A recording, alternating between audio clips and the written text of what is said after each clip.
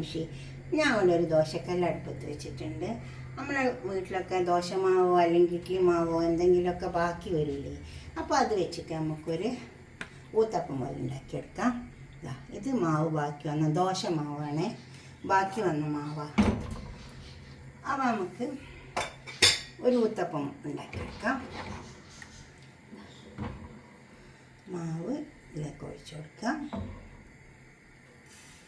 ബാക്കി വന്ന മാവ് ഇതിലേക്ക് ഒഴിച്ചു കൊടുക്കാം.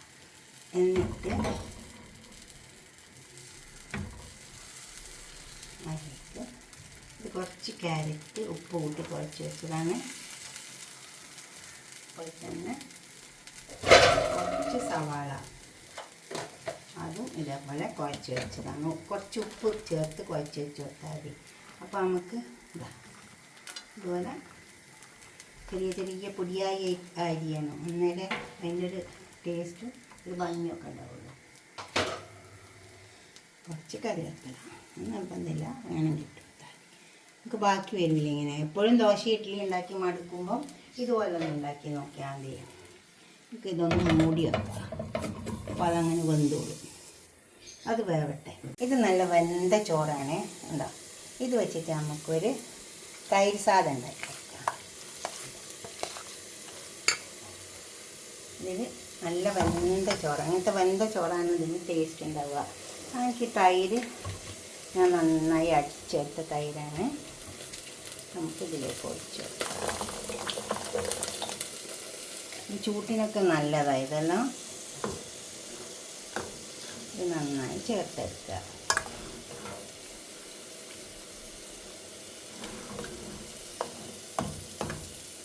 കുറച്ച് ഉപ്പ് ഇട്ട് കൊടുക്കാം. ഉപ്പ് എപ്പോഴും കണക്കിനിട്ട് കൊടുക്കാവുള്ളൂ, കൂടിപ്പോയാൽ വലിയ ബുദ്ധിമുട്ടാണ്. അപ്പോൾ ഇത് നന്നായി ചേർത്തെടുക്കാം. നമുക്കിതിലേക്ക് കുറച്ച് പശു നെയ്യാണ് ആവശ്യം. പശു നെയ്യാണ് ടേസ്റ്റ് ഉണ്ടാവും കേട്ടോ. കുറച്ചിട്ട് കൊടുത്താൽ മതി, അത്രേ ചോറുള്ളൂ.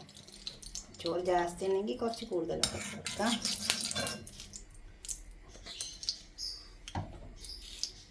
പിന്നെ ഇതിലേക്ക് അധികം സാധനത്തിൻ്റെ ആവശ്യമൊന്നുമില്ല. ഇത്തിരി വെളുത്തുള്ളി, ഇത് നിർബന്ധമില്ല, വേണമെങ്കിൽ ഇട്ട് കൊടുക്കാം, നല്ല ടേസ്റ്റ് ഉണ്ടാക്കാം. അതുപോലെ ഈ തോന്നുമായിട്ട് പച്ചമുളക്, സവാള വേണമെങ്കിൽ ഇട്ട് കൊടുക്കാം, നിർബന്ധമില്ല. ഇത് നന്നായി ചേർത്തെടുക്കാം.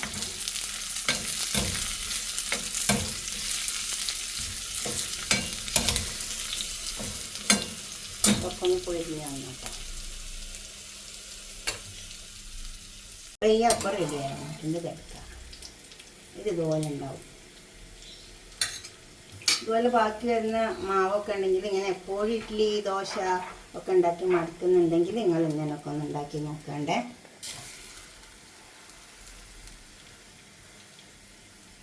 വട്ടത്തിൽ പറഞ്ഞു കൊടുത്താൽ മതി.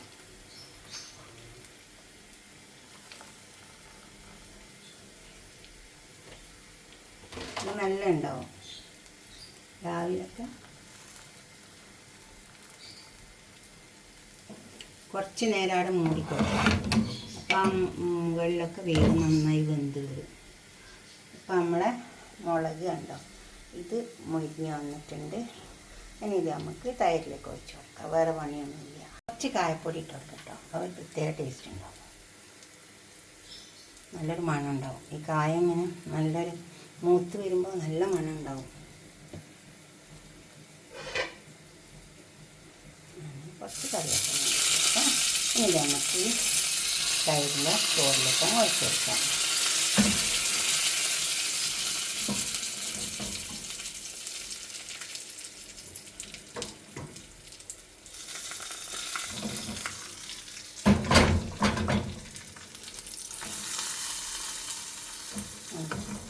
ഇത്രയേ ഉള്ളൂ. നല്ല വെന്ത ചോറുണ്ടായി ഇങ്ങനെ ചെയ്തു.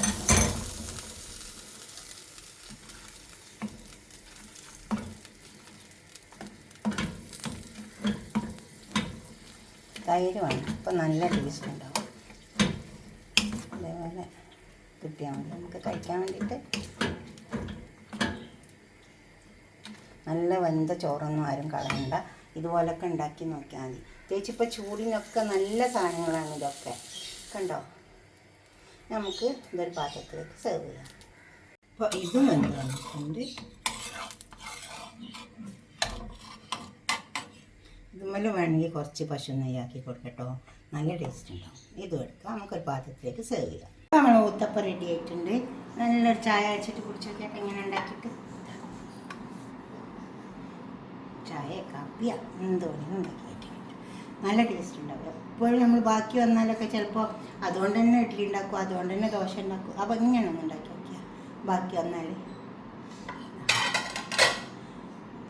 ഇതും നല്ല ടേസ്റ്റാട്ടോ. ഈ സാധനം നമ്മൾ നല്ല വെന്ത ചോറെടുത്താൽ മതി, എന്നിട്ട് കുറച്ച് തൈര് ഒഴിച്ച് കൊടുത്താൽ മതി, എന്നിട്ടൊന്ന് മറ്റേ ഈ മുളകൊക്കെ ഒന്ന് പൊട്ടിച്ചിട്ട് കൊടുത്ത് കുറച്ച് കായ ഇട്ട് കൊടുത്താൽ നല്ല ടേസ്റ്റ് ഉണ്ടാവും. നിങ്ങളൊക്കെ ഒന്ന് ഉണ്ടാക്കി നോക്കി. നിങ്ങൾക്ക് ഏതാ ഇഷ്ടപ്പെട്ട് വെച്ചാൽ നിങ്ങൾ ലൈക്ക് ചെയ്യും വേണം, അതുപോലെ തന്നെ ഷെയർ ചെയ്യും വേണം, സബ്സ്ക്രൈബ് ചെയ്യാത്തവരൊക്കെ ചെയ്യും വേണം. ഇത് നോക്കിയാൽ ഇത് കുറച്ച് നെയ്യ്, പശു നെയ്യ് ആക്കി കൊടുത്താൽ നല്ല ടേസ്റ്റ് ഉണ്ടാവും കഴിക്കാൻ കേട്ടോ. ഇതേപോലൊക്കെ ഒന്ന് ഉണ്ടാക്കിയിട്ട് തീർച്ചയായിട്ടും നിങ്ങൾ ഷെയർ ചെയ്യണം, ലൈക്ക് ചെയ്യും വേണം, സബ്സ്ക്രൈബ് ചെയ്യാത്തവരൊക്കെ ചെയ്യും വേണം. അടുത്തൊരു വീഡിയോ ആയിട്ട് നമുക്ക് പിന്നെ കാണാം. ഒരുപാട് വിഭവങ്ങളുണ്ട് കേട്ടോ, അതിലൊക്കെ നോക്കണ്ടേ. Okay, by.